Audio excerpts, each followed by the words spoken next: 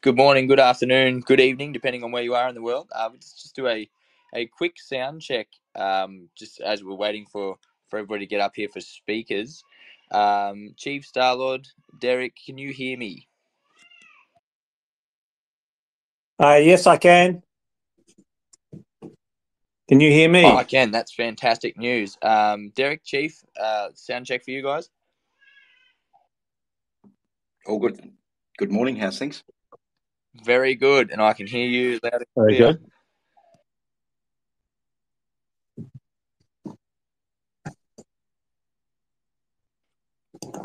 And then just, I think we're waiting for Crypto Naught to jump up as well.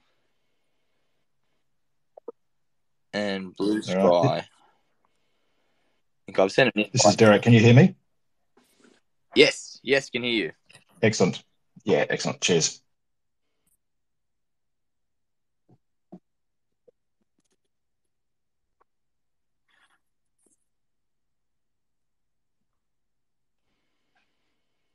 All right, I know we have a lot of very exciting things to roll on with today. We'll just give it another minute or so while we just wait for the rest of the speakers to jump on, and then we'll kick off.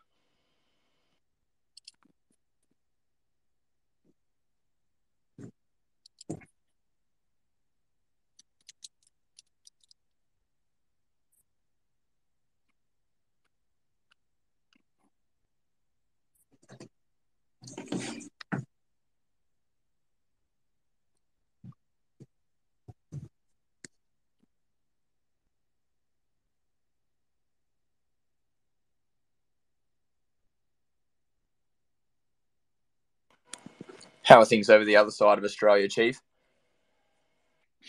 It's pretty good here. Beautiful weather. I think it's going to be another warm one today. So yeah, we're I think looking for a good Christmas. You must be stealing it all from us here on the East Coast. It's currently raining and quite damp. Oh dear. So, I mean, that's just part of it, though. Maybe we have rainbows for Christmas Day. Who knows? You might do, yeah.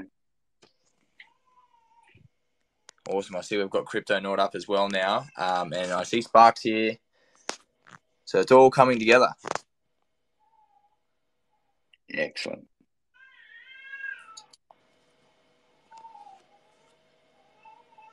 And Crypto Naught, just a mic check for you. Hey, everybody. Hello, sir. Yes, can hear you. Sweet. I love it when technology works. So do I.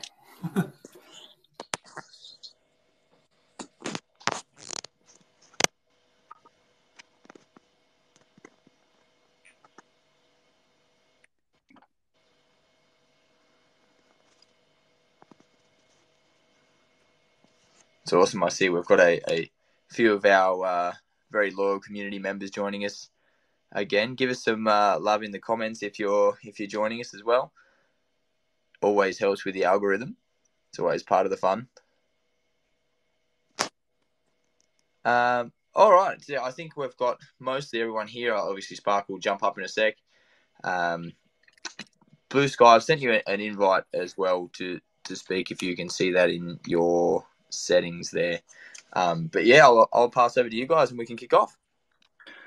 All right. So look, I'd just like to welcome everyone across to the this fairly exclusive AMA Ask Me Anything session. And we've got a panel today of a number of high net worth investors, and they're investors that have actually invested across in Layer 1X. And so in Australia, we class them as sophisticated investors, and we're going to invite them to share their experiences and insights into why they've invested in Layer 1X and interoperability, specifically into Layer 1X. So we'll start introducing our panelists and welcome them all to the X Spaces today. We are excited to have you here. I'm just going to ask you, each of you, to introduce yourselves, mentioning a little bit about your background, your experience in investment, and share some of your experiences with your investment journey and its progress from what we call the traditional finance markets, or TradFi, into the crypto space. So to kick it off, let's hear from each of the panelists. I'll pass over to Starlord first. Excellent. Thanks for that, Chief. My Yes, and hi, Matteo, and thank you for providing us with the opportunity to share our thoughts on L1X. My name is Damien. I've had investing experience probably starting about 13 years ago when I bought a trading platform called TradeTech. And from there, that's when my journey started. I remember it costing a lot of money at the time, but then I was willing to give it a go, believe in doing my own research and due diligence. That's where I learned a lot of things in the investment space from there. Really, from there, did some courses in Diploma of Financial Planning. I was working in the industry back then as well. I heard about the crypto market and Bitcoin, but back then it was a bit of a new market and it was a bit too speculative for me at that time. So here we are again, down the track. I think it's a bit more of a mature market, and it's led me to this space. Fantastic. So I'll pass over to Derek. G'day, Chief. So my name's Derek. I'm the full-time project manager in the information technology space. I've actually got very little crypto or investment experience compared to the others that are on this panel and probably even in the audience. My background in investing was mainly following a small number of ASX stocks over the last 20 years ago, along with, like everyone else, probably a bit of property and a couple of subdivisions thrown in along the way.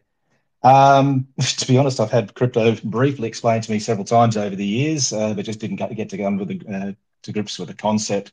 And I don't usually invest in stuff that I don't understand. However, a good mate of mine is heavily invested in crypto and has been educating and coaching me along the way for the last year or so.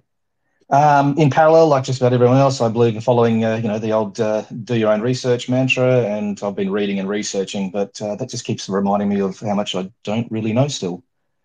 And that's my journey so far. Excellent. Thank you. Thank you very much. So I guess what we want to do is just probably a little bit of understanding. I know you've given a little bit of an overview of yourselves, but so have you got any key lessons that you've learned along your investment journey? And some of them could be good, bad. Really, what have you learned from it? I'll start off if you want. Yes. Sure.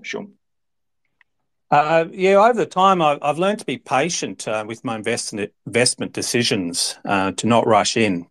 There's always time to do your research and to look into what's going on. Even if you miss a boat on something, there's always something else just around the corner. The old FOMO, as they call it. Also, listen to others, what they're talking about. But in the end, back your decisions based on your own research, due diligence, etc. But always, look for that extra bit of information out there if you can. And also, be willing to take some losses as well. Don't be afraid to take a hit. If something's turning south and the fundamentals have changed, that's the way it is. Those things do happen in life. And don't put all your eggs in one basket. Diversify, sort of keep your risk to a sort of a level that you're comfortable with. That's pretty much where I sort of sit at the moment. Yeah, I'd follow that one as well. So, do your own research and follow the story. If you're investing in something, research it up, have a look at the story. I mean, the world's a bit of a volatile place at the moment, and sometimes the shares just drop for no reason or your investment. But if the story hasn't changed, then, and the product's still valued, don't panic. The more you know of the stock, the more comfortable you will be with any investment decisions, whether that's, continuing on and accumulating or dropping out. Exactly. Yeah.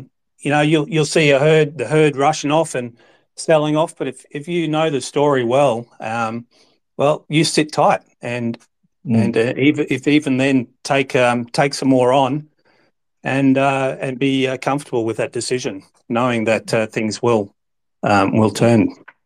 Yeah, I very much play the long game, and rather than try and find the next big thing. So sometimes it's just a case of accumulating while it's down. And once it bounces back up, that's when the big returns can come in. Definitely. Excellent. I see we've also been joined by Blue Sky. So invite him up to speak and give us a little bit of an overview of his background.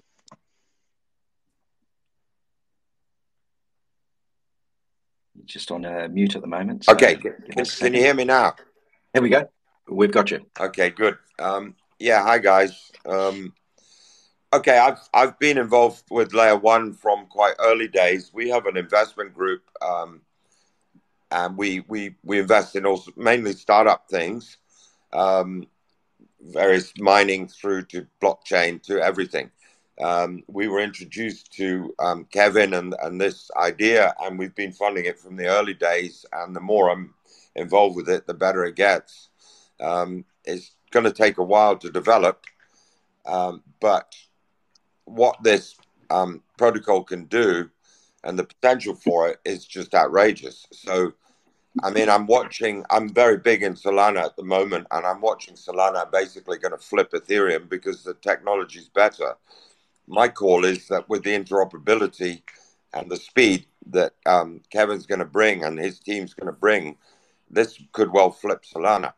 So, but it's going to take years. I mean, it probably won't even happen this cycle. But from where we are, 50 cents, I think. How many tokens are circulating now? 300 million? No, it's actually a lot less than that because of some of the changes to tokenomics that we've done. Right. We're actually managed to get that down quite significantly to, I think it's around about 119 million. Yeah, so 119 million circulating supply at 50 cents. I mean, we're a 50 million market cap. I mean, dog with hat has just gone over that today, and it does zero, right? I'm also a dog with hat. So when you see the market caps of the interoperable protocols that we're with, they're averaging 8 to 10 billion. So, and they're heading up fast in this bull market, and I think this bull market's got miles to go. I think we'll see new highs on most of these tokens. So I'm extremely bullish. What remains to me is that as long as this works with the volume that we expect to come in. I know Solana had some sticky days at first, and it broke down a few times. That may well happen to this when the huge volumes start, but I'm going to stick with it all the way. I believe in the team. I think it's a brilliant. What I do like about it is it's Chinese and Indian, mainly the developers behind it, and most of the crypto users in the world now are from Asia. So although America has bigger volumes, I think there's only 40 million users in America of crypto. There's 280 million in Asia, growing at twice the speed. So I'm extremely bullish on this, guys, as you probably all are. Definitely, yeah. Thanks for the kind words there. Really, the other one, Blue Sky, for you is you've obviously seen and heard about the work we're doing with OnChain. Now, given that we're onboarding 4 million, heading towards 15 million as phase 2, and then onwards from there, and you also look at the adoption rate of crypto across in places like Turkey. I think it's one of the highest in the world at 40-odd%. Any thoughts on that? You're talking to me?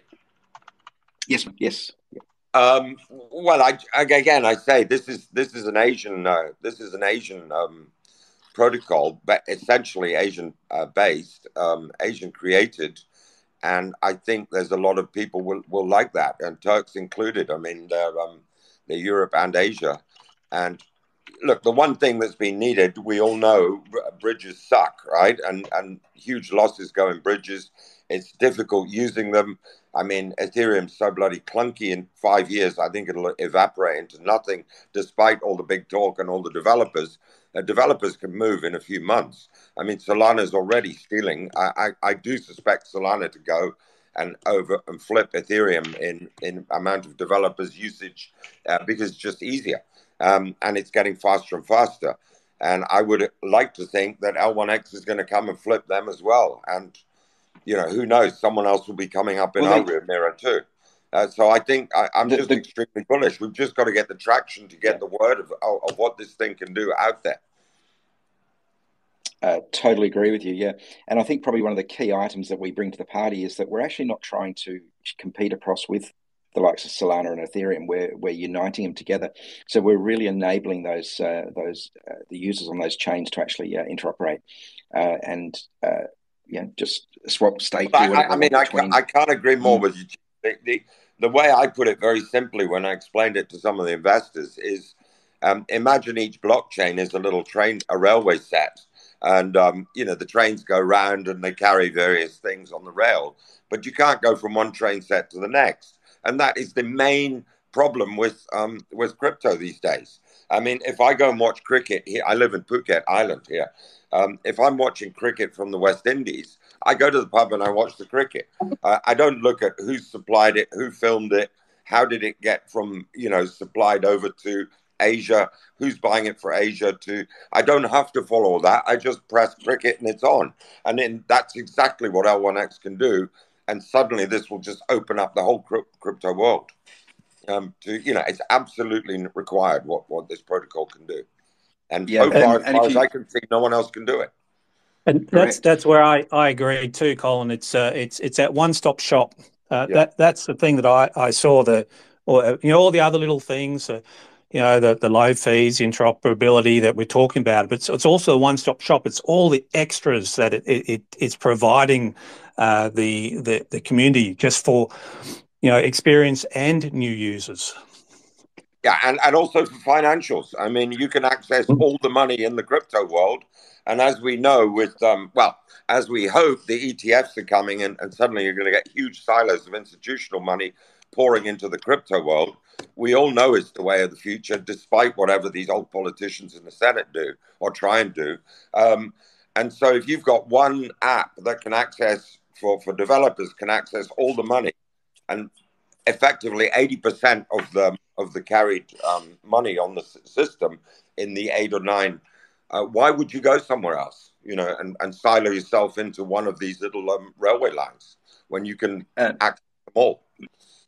I totally agree. I think you're quite right about how people silo themselves in, but really probably the reason behind that is because they haven't had a choice.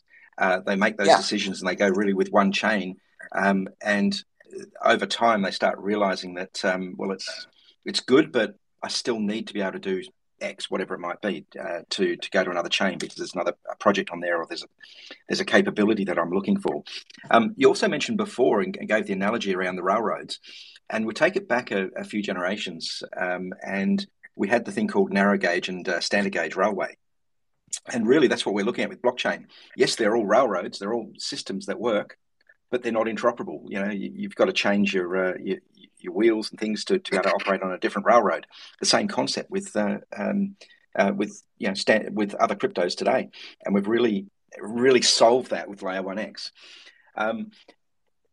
I want to move on to I've got another question here, and that is really around, with the theme of this space is around, is interoperability the most valuable investment in Web3?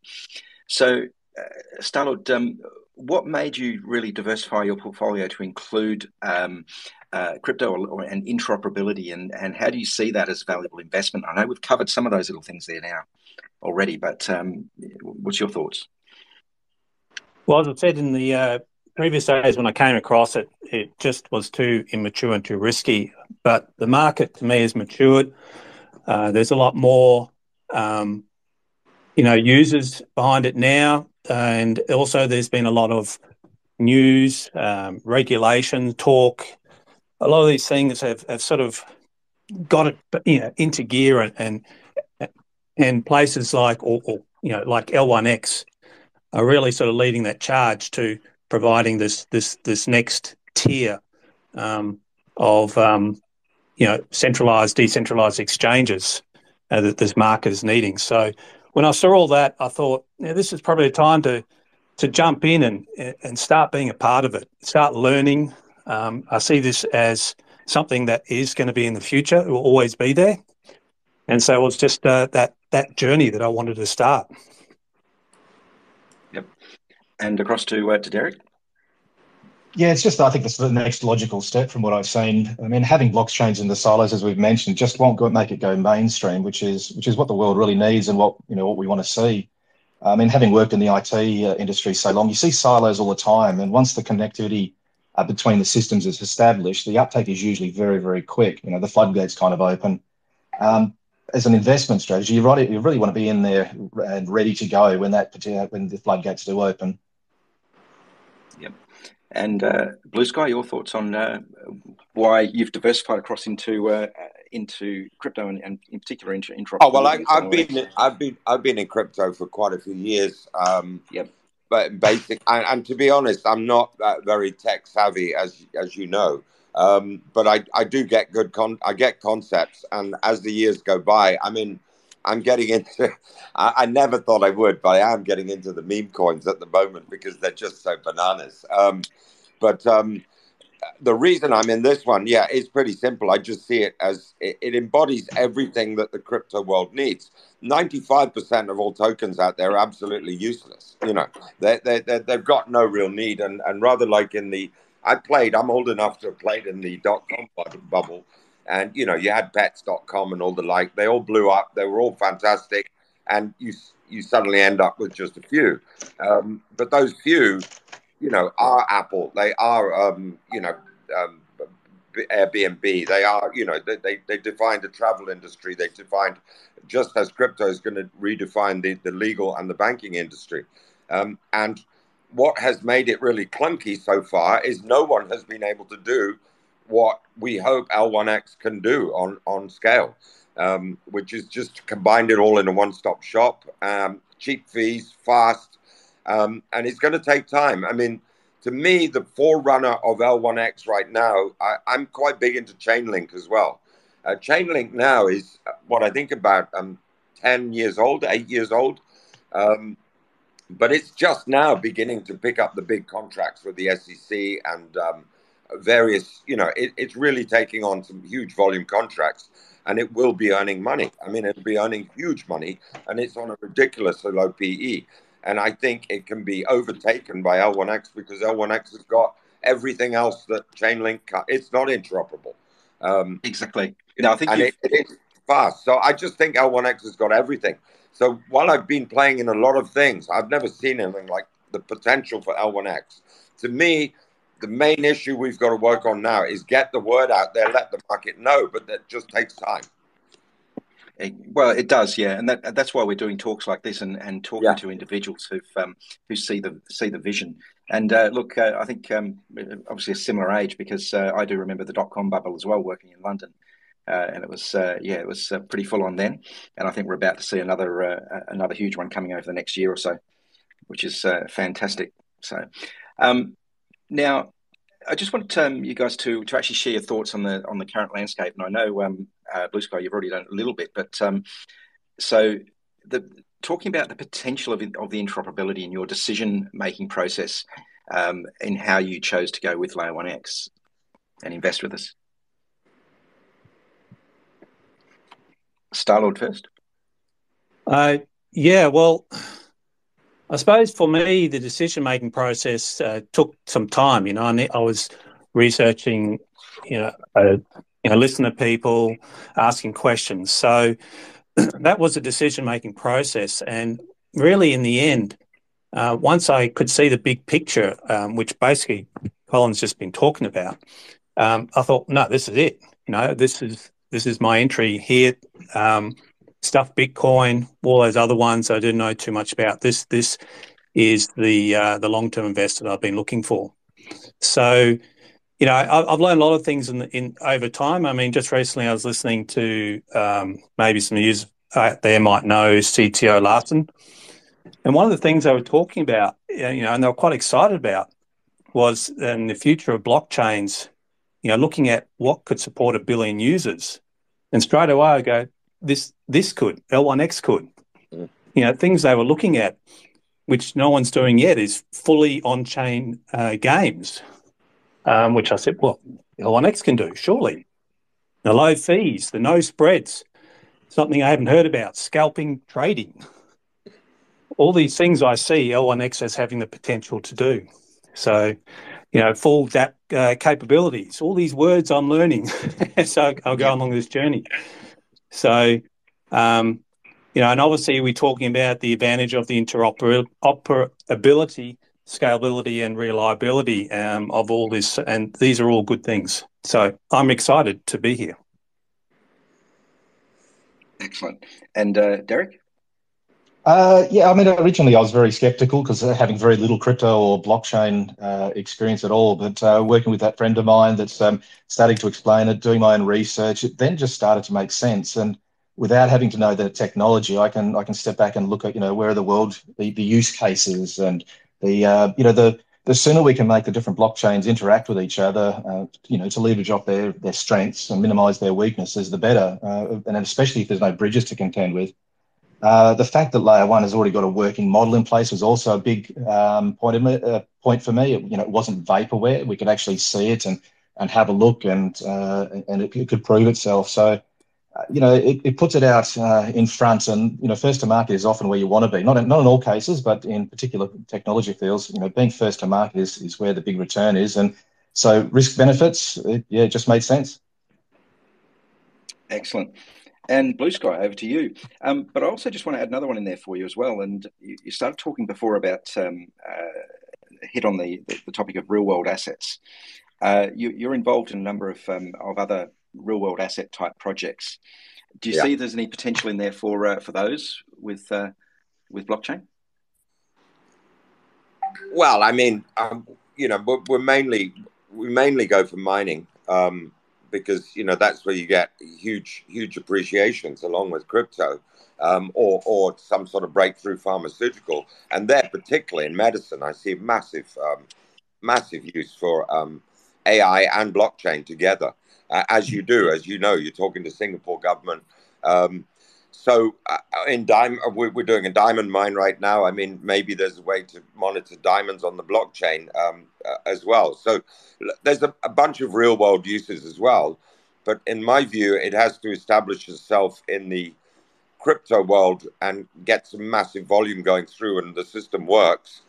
When I'm looking at the likes of Chainlink or Solana, which I would, this new fire dancer they think is the fastest thing, but it's still not as fast as we believe we'll get. The Kevin and the boys are going to get L1X is faster already, but nobody is talking about it on the mainstream influencers or on any of the mainstream yet. So I do believe that alone will take this up to $4 or $5 billion market cap, and it's still ridiculously cheap. And then you'll suddenly get the market realizing what this can do and starting to adopt it. The real world uses, yes, they're everything. I mean, it can do what XRP is meant to do faster. It can do, all of Swift's transactions. I've just had a horrendous episode trying to send money from Thailand down to Australia, and I eventually, it took 4.5 weeks. Money bounced back and forth, and no one knew. If you can do it in a second for a cent, who's not going to use that? And if you can spin it all over the world into whatever different currencies, whether you're sending it to someone in Dominican Republic or El Salvador or wherever, it can do it all. If this works, this can do it all. It's the one-stop shop that crypto needs. And it can interoperate with everything else. It can access all the money silos. It's going to take a long time to develop this. If I'm looking at Solana, this is new. I'm looking at Chainlink that is just getting its big real world contracts now after 3 cycles. I've been playing Chainlink for a long time, and I look at it like a big daddy to this, but this can do 50 times more than Chainlink can do. It's faster, it's interoperable, and it's cheaper. So I just see it as huge potential here, and let's hope it works. We'll all make a lot of money, and it's going to take a longer time than we all think, or I imagine you all think. But and for me, I'm a long-term holder. I'll take out as it opens up, and there should be some rush, and I'll try and get my initial capital back. And I'm going to sit with this because this is a life-changing. I think you're totally right there, yeah. And you were mentioning about Chainlink before, and I think it's important to point out that whilst Chainlink is really starting to make some waves, they're still lacking, as you said, a huge number of the capabilities. 50 odd I'm sure if we actually sat down and did the actual worked out the features, that it would actually really would be about 50 different things. And probably the most important one for me is that they don't even have their own virtual machines, so they're unable to they can transact cross-chain, but they rely on the VMs of all those other chains, so they're severely constrained by that. And that's a major problem for them. And I don't see them solving that unless they rebuilt it from the ground up. And really, that's probably the key that Layer 1X brings, is that we've actually built everything from the ground up. The work Kevin has done, and I've seen all of that firsthand every single day, that the amount of work and effort he's put into building this, it's monumental. Now, I just want each of you can just give us a little bit of a story on how you first got introduced across. We've all got our stories about about how we got introduced to it, but how you got introduced to Layer 1X. Starlord? It's nothing, I suppose, too big. It's not much today on this. Just some friends of mine from previously being in the industry that followed crypto. So I'd got introduced to it through there. But initially, I thought, I don't know, I don't want to be in the crypto space. But as I listened to them and I looked at it, as I said before, obviously I got involved. So pretty much that was it. And Derek? Mine's a lot very much simple too. Just introduced to blockchain crypto by a very good friend of mine. I think the journey that he took to get into the crypto space is a lot more interesting than mine, but I think that's a story for another day. Yeah. Fair enough. Yes. Yeah. And Blue Sky, what about you? How did you get introduced? Yeah. Well, there was as I say, I think it was 2014, 2015 when I first got introduced to blockchain, to Bitcoin. Someone was in Phuket trying to set up the first Bitcoin exchange, and I invested a bit of money with him, and then he wiped himself out on a motorcycle. 28-year-old guy, super clever, but smashed himself up. So I sort of backed off it for a while. I was quite heavily involved in the last bull run. I got to know the space very well. I've been buying a lot during the down phase, and that was when I was introduced to Kevin through as a potential financier, through someone we know. Actually, you know who I'm talking about, through an ex investment banker that we know. He said, "You want to look at this? I know you guys like to do startups, and you've got a group of people interested." And I went down to Perth, and we met with Kevin. We looked it through, and he's extremely impressive, is all I can say. Everything he's doing, everything he said he'll be doing has been done. Sometimes it's a month or two late. And, we supplied the money at the start, and we've been funding it all the way through. So we're probably at the end of our funding now. It's with the public money, and hopefully the other people can take on the baton. My only concern would be that he may be trying too much to do it all himself. I know he's very strong-minded, and he has to be that way to keep it exactly. Otherwise, you get influenced by other people, and he wants it the way he wants it, and he wants perfection, and I fully support him on that. But we've got to get out there more and talk about it. But maybe it's just not yet the time, right? Wait till it opens. Yeah, look, I think you're right there. One of the key things that we've been focusing on is that we shouldn't be trying to do everything, and we're not. What we're actually doing is we're bringing on certain projects that will bring in the capability, and that's always been the ethos that we've had with Layer 1X, is that we know that there's certain things we've got to do as the core capability. So that's the network, so the interoperability and the decentralization, but also that the user interface, which comes back to the wallet and L1X app. And I think that's the key. And then from there, and this has always been the ethos, is that all of those dApps and capabilities will be built into that by others. And that's evidenced by the likes of OnChain and Diga Labs, who are building out all the gaming stuff. We're not trying to do it all. It's bringing those other groups in, and I think that makes it a lot better because we focus then on that capability and building out all the various projects and helping them come on board. So, Colin, you mentioned before that that you'll be a long-term holder. do you want to just elaborate a little bit further on that about why? What makes you? Two reasons. The first thing I'll do, which I tend to always do, is get my capital back back in my pocket to play another day. And then, you know, if it all blows up, so be it, right? But I don't think it's going to. And I think you've mentioned that there's going to be some pretty heavy incentives for staking, possibly 10% or more. You know, I'm going to own over 1 million tokens. If I can be getting 10% on that, that's a nice income, and I'll sit and wait, because I do see that, you know, although I'm getting on in years, 10 years down the line, if this works, this is going to be incredibly invaluable, you know.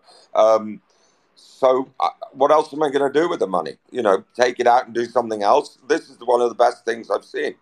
And I've been investing in startups for a long time. The potential here is outrageous, right? So, yeah, I'll take my money back and I'll sit and watch it run. And, you know, so from really, time to time, if the market suddenly grabs it and it runs up to $12 one day, you know, because we started funding this at 10 cents, you know, I'll take some profit. But to what? Only if I want to buy something. I mean, I'm pretty well off already. So I just enjoy watching it develop. And, you know, I'm rooting for you all the way. I'm in the stands shouting out your name. And you know me, I'm a bit of a promoter. Once I see it's going properly, I'll get out there all over the place and help you explain what a great thing this is. Yep. So really heading towards what we call generational income. Yeah. Well, yeah. Who knows? I mean, if I don't have that chart, I produced a chart, but I think the average, and this I did a year ago in the bottom of the bear market when we started this. If you take the average of all the interoperable chains, the 8 interoperable chains that right now L1X is working with, which carry like 80% of all traffic, I think their average market cap, what we'll call it market cap, is 100. It was 100 billion on average. That includes Ethereum, but it's certainly 80 billion. And we're sitting here at, if you're telling me there's only 139 tokens at 50 cents, we're sitting at 50 million. Now, even if we go, now I hate to think, I mean, I see Solana, I'm watching it as it goes. It's just hit 97.50. I mean, I've just 10 bagged on that. If this goes to a fifth of what these other ones, you know, this thing is going to 3, 4, 5, 6 billion market cap. Which, you know, it's huge money is going to be made if we just hang with it and let it develop. And we're going to get hit. We're going to get hiccups. So things will break down. You know, things will go wrong. The regulators will jump on us. The other people will compete against us.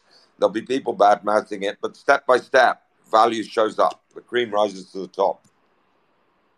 And I'll sit. I think you're absolutely right. And that same question across to Starlord is your perspective on Layer 1X. Is it really a long-term holder, or what makes you absolutely think? Yeah, absolutely. And I'm pretty much in the same boat, and this is pretty much how I do a lot of my investments as well.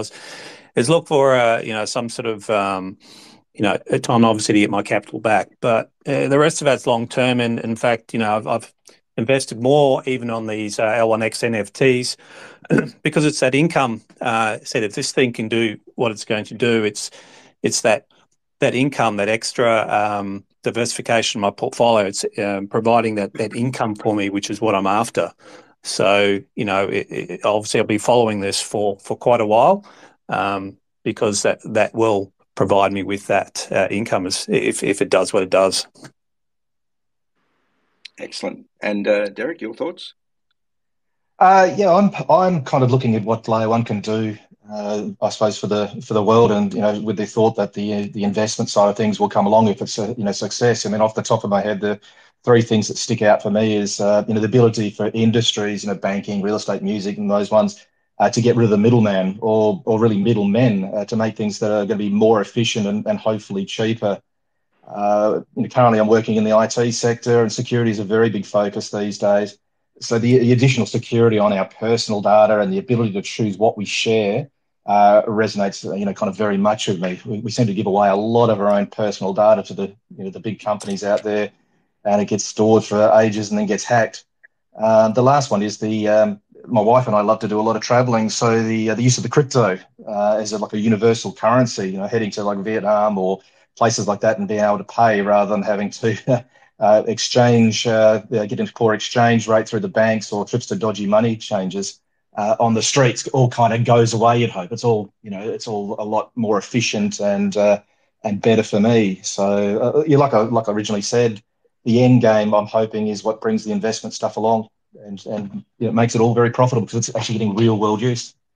Yeah, and I think we also saw that we did the hackathon over in India, and just seeing vendors on the side of the road and people using their phones, and as you walk past, you realise, hang on, they're not paying in rupee, they're paying in USDT or USDC or something like that.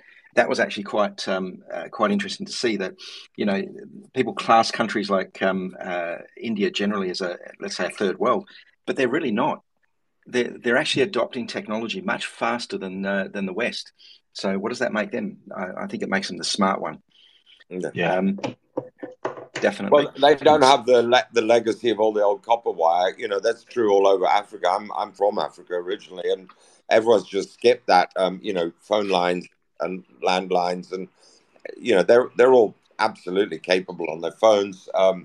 I do know because I have family in Dominican Republic, for example, and the hassle of getting money over there traditionally. Now I can just transfer crypto to my daughter in Switzerland. She gives it to the family there. It's just so easy, and it's getting more and more. Young people, my kids now, they're just not going to know about a lot of the hassles we had to go through with banks to transfer money, and it's the way of the future. And this is the one catch-all. For me, the real good use of this is the idea of, like you're talking in Singapore and Turkey, is to everyone can have their own data, their own medical data, with AI included, in their own wallet. And so if you're living in Singapore and you move to Los Angeles or wherever you move to, you just take your own data, you plug it into the doctor, and he gets your full background. And no one else knows it, and you keep it, and you back it up, and you store it. You know exactly what that's your main thrust at the moment, I believe. Yep. G. Yeah, correct. I think that's HealthLink. Yep. Yeah, and then when you start linking AI into that as well, because with some, I was born with a bad heart valve. I'm very aware of how useful AI can be now. Over one, ill-trained doctor who's consulting someone, he can suddenly have all the wealth of knowledge of the whole world's doctor, based on it. You know how AI is going in, and it can all be wrapped up. There's as you say, music, banking, a million good things can come from this with smart contracts, and that's crypto in general. But if this can tie it all together and not make it so, diversified and clunky and difficult and risky, and as I say, you can just press the button on your TV here and watch the cricket in West Indies and not worry about it. That's what the world needs right now. That's what the crypto world needs, and no one else can do it. So as totally far as agree. I know, no one else can do it right now, and maybe there are people developing it, but we're at the front of this movement, and I think when the word gets out, we should be doing very nicely. Yeah, and I think one of the key things that a number of you have spoken about is actually around taking back control of your own data. Now, at the moment, obviously, when you go onto the web, you go onto Google or you go onto any of the other major sites, they're taking all your information to the point that they're actually selling goods, putting up ads for goods that straight back to you based on what it's on your search history and what you're looking at, and even, to be perfectly honest, your voice. Now, what we're doing is introducing the ability for you to monetize your own data, that you own it, you control who sees it, and for that you receive the returns from it, rather than it going to the likes of the Googles and the others around the world. And I think that's absolutely key. Yeah. Now, just moving on to the next question, and that is really around how Leonex fits into your overall investment portfolio. Now, I don't want you to all go through the individual holdings of all the other items out there, but from a percentage point of view, what sort of what's your split, and what do you see any unique advantages that we bring across to that for the diversification of your portfolio, Starlord? Yeah, overall, I'd say just its diversification. For me, it's about 20% at this stage. But I'll change diversification depending on the cycle that certain commodities are in. Just like having gold, property, energy, healthcare, those other sectors can change as well with their cycles. So for me, this is just an extra sector in my portfolio. So for me, it's just, as I said, just an extra thing now. Excellent. Yep. And Derek? So the Leonex is my one and only blockchain investment. As I mentioned, I'm very, very new to all this. It's just really exciting to see where it's going, and I'm actually quite heavily invested. It's quite a big part of the portfolio, because just the more I read, the more I look at real world uses, the more I kind of get excited about it all.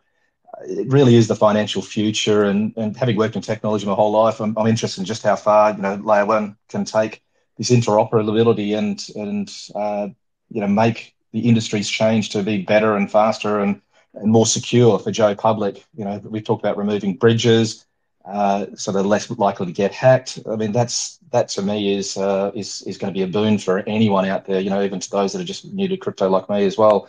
That security, because probably one of the biggest things that maybe puts people off getting into blockchain and crypto is that hacking and the massive amounts of money the media reports on that gets lost. But with interoperability and getting rid of the bridges, if you can make all that go away, wow. Yeah, and look, I think you're right. If you look at the amount that was hacked on bridges up to the end of last year was, including this year, I think it's over 3 billion now. That's actually a huge number. But I think what isn't visible these days is the actual amount that gets hacked from people's bank accounts. And I think that's way, way higher. But obviously, crypto's got the focus of the media. So rather than actually telling us all about all the hacks on banks, all we hear about is just the crypto side. It's the hype associated with that anyway. So, and Blue Sky, your thoughts on? Well, just on the bank hacking, one of the guys who lives in Phuket is he's in charge of the security for Standard and Chartered Bank for their e-security. And as you know, Standard Chartered Bank is in some of the most dodgiest countries around the world, across Africa. And he's just constant. I mean, he's extremely well compensated. But he's just, 1 minute you want to play golf with him, and then he's just sitting there with his computer fighting off an attack from Paraguay or an attack and they're getting hacked. They're getting hacked massive amounts. So, it's not what, who's that, Senator Warren, the devil, keeps saying, the banks pay out more fines than they reckon has ever been used, fines for money laundering than has ever been used in crypto. But this is off the point on crypto. To me, I'm looking, let's go back to the the .com bubble, when everyone said, "Oh, this is a load of nonsense," and but look at the market now. I mean, who are the biggest companies out there? There's Amazon, Meta, Google, Agoda's taken out all the other travel agents. Grab, the taxi business is gone. Airbnb, the hotels, bookings, travel agents, magazines, the whole publishing industry, everything's been transformed by it. And that's only 15, 20 years ago. So just looking forward, we're about 10 years properly into crypto, but it's just now some of the things come. Now, most of these things will crash and burn, but as the whole ecosystem gets bigger, there's more and more room for things. But I don't see anything that has the potential of L1X to tie it all together. So I'm just happy to sit and watch this develop, because if it goes right, I mean, this is the next Google. This is the next Amazon. I mean, well, not even Amazon. It's the next Google. If you can do everything on one chain, and I'm ready to, talking about amounts of the portfolio, I tend not to diversify very much. I either go into property and I hold my money there, or I go big on a few speculations. And I'm going big on this one. And I'm have a go. As I say, if I get my capital right, the worst thing is I don't make money on it. But if it works, it's absolutely life-changing. And and off we go, right? Yeah. So I just think it's I've got a lot of other cryptos right now. I just think till the end of 25, we're into a massive bull run. And I've just 10 bagged nearly on something. Solana's just about to hit $100. I mean, it was $7. It was $7 a few months ago, right? I mean, this can happen in crypto, and this can happen to L1X. Because I L1X totally agree. Solana. It just needs time for the market to figure this out. So I'm sitting here happy puppy. And the higher it goes, and when I get it going and it gets spread around the market, the happier I'll be, because I think we found a good thing before the market's found it. Yep, definitely agree. Totally. I think, Blue Sky, you actually hit on one particular area there, and that's really around centralization. You're talking about the banking, the e-commerce markets, the likes of Amazons and others in that area, and the media. They're all centralized, let alone the banking system itself. It's just what we're introducing here is that true decentralization, where we're taking the control away from all those big institutions and giving it back to the individuals, to those users, to monetize their own data and to control how and where they transact, to remove that the bottleneck of having to use a bank for a transfer. Instead of me having to transfer it across to the bank, then across to you, we can now transact directly from me to you. And that's, I think, one of the key items. Now, look, as we wrap it up here, I just want to, if you could share any thoughts or advice with aspiring investors and those that are interested in the interoperability aspects of Layer 1X. Yeah, well, I mean, first of all, which we didn't really touch on, but I feel like I need to do a shout out to Kevin and the team. Since I joined, just the vision I could see that they're committed to, and they've been providing and doing as I say, that they were going to do. So that's a big plus for me. Unlike some of these lifestyle directors I've seen out there. So definitely for that. Also, the great support as well and sharing of information on the Discord channel that's helped me a lot as a non-crypto user. So I just at least need to have that out there. For anyone new in the group here, they may take some time to learn the jargon, but do that. It's an investment for your life, as far as I'm concerned. As said, the potential and the change that could happen. Google it, find heaps of information, talk to people, join Discord, the L1X Twitter space, go to the website. You can see the white paper. If you really want to get into the nitty-gritty, then it's got the whole consensus mechanism there. And just do that and you will never look back. Excellent. And Derek, your thoughts for aspiring investors? Yeah, very much the same with as was just said then. You can start small and just build yourself up. It's great if you've got a good mate that knows your stuff and can get you started and fast-tracked. But yeah, start from the basics. There's plenty of literature out there. University of Sydney has a free course, which is what I did right at the very beginning, which you can enroll in, and that takes you through the very basics. Have a look at blockchain or crypto for dummies and start. You've just got to start somewhere, and it's fairly quick to pick up. But then again, the more you pick up, the more you realise how much you don't know. But just do your own research and get started, and then have a look at. You don't need to be technically orientated. Just have a look at how can this apply to real life, and that'll then have the investment and the investment kind of benefits that'll flow with it. If no one's going to use it, it's not going to go anywhere. Fantastic. Before I jump across to you, Blue Sky, I just want to point, just to add a little item in here that of a book that I've been reading, and it's called Snow Crash by Neil Stevens.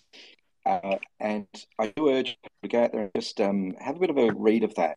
if you see where some of the concepts and the ideas come from, not just from L1X, but around the world for a lot of these major innovators, have a read of that. It's a novel. Okay. Oh, sorry. I said, I was just joking. I'm saying, is it about cocaine, snow crash, and innovation? Anyway, never mind. Carry on. Yes, you're breaking a little bit there. No problem. Carry on. Yeah, so it's a fantastic book, and it gives you a bit of a vision about. It really talks about metaverse without labeling it as metaverse, and where we're concepts around where not just labels, but where the world is heading. So anyway, Blue Sky, over to you. Any thoughts for investors? Yeah, I just think I've been 40 years in investing in startup things.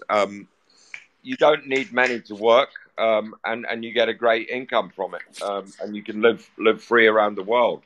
And we spend a lot of our time. We have a large group, and we're all on the lookout for things. If this looks one of the more promising coming in at this level, as I say, what are we, 50, 60 million market cap? It's a joke. Like I say, Dog with Hat was created yesterday or 2 days ago, and it's got more market cap. It's a dog with a hat on it, and everyone's buying it. But this has absolute real value. So if you don't be put off by all the jargon, if you haven't been in crypto, just come and take a few, and you learn. And you can be like me. I'm an absolute non-nerd, a Luddite, I guess you call, at technology. But I get the whole concepts. I don't have to get caught up in the jargon. And I get what can be possible here. So I think you're crazy. Everyone's dream. You've all heard about the Bitcoin billionaires and all of this protocol right here is going to create a hell of a lot of millionaires. So you want to be in some now. And the worst thing is it crashes and burns, and you might have to come out with a 50% loss. If you're going in with 4 or 5 grand, it's not life changing. If you catch this right and it goes as we think, your life will completely change, and you'll have a much better life for it. And so that's the way to look at it. That's the way I look at most investments.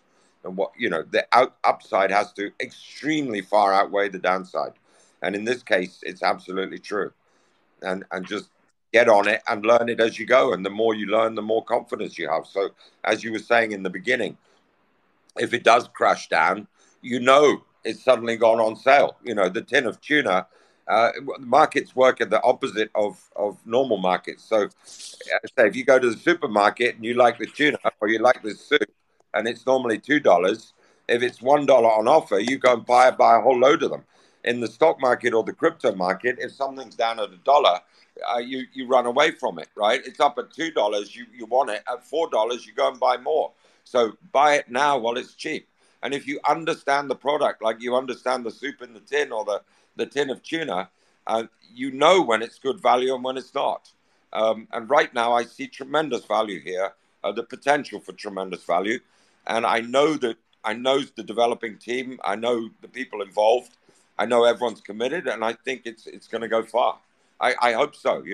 One never knows.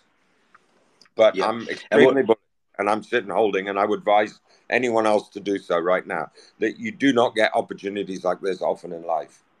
Yeah, I totally agree. And look, I've jumped on well and truly on the bandwagon, and the amount of effort that every single member of the team put into this is absolutely phenomenal. It the number, and it's not just the hours in the day, but it's the thinking, the concept, and how we then build them out from there. And then having probably what I consider to be the best technical development team that I've ever come across in the world. And look, I've worked across all sorts of from military all the way through to investment banking, through to healthcare, all sorts of areas, and by far the best development team ever. The skill set and the capability is phenomenal. So I just want to thank everybody for joining us today. I really do appreciate your insights and your comments. They've been very, very much appreciated from everybody. So thank you. Good. Yeah, thank you. Yeah, no worries. Thanks, Jeff. Thank you very much. Speak to you shortly. And have a great day.